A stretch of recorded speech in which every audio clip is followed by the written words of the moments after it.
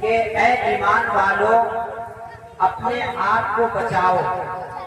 اپنے گھر والوں کو بچاؤ۔ کس چیز سے؟ جہنم کی آگ سے، جہنم کی آگ سے۔ اور آپ کو پتا ہے جہنم کی آگ کتنی پر خطر آگ ہے، کتنی خطرناک آگ ہے،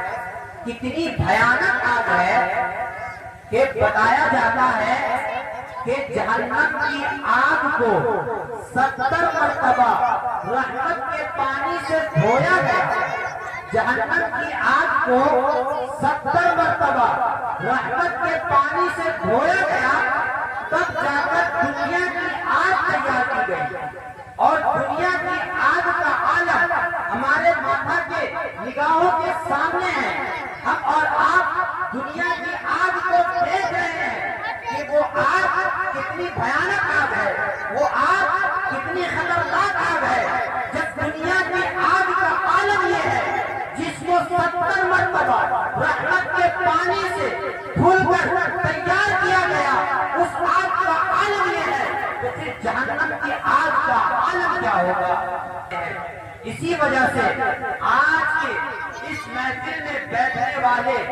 گوٹی پٹی کے سنی اور غیور مسلمانوں، آج آپ اس محفل پاک میں بیٹھے ہو، اور محفل پاک میں بیٹھنے کا ایک مقصد یہ بھی ہوتا ہے، محفل پاک میں یہ ہزاروں روپیہ خرچ کرنے کا ایک مقصد یہ بھی ہوتا ہے کہ آپ محفل پاک میں بیٹھے ہو، آپ محفل پاک میں آئے ہو، دل میں یہ عزم مصمم کر لو، دل میں یہ ارادہ کر لو کہ آپ آئے ہو محفل پاک میں بیٹھنے کے لیے، تو آئے تھے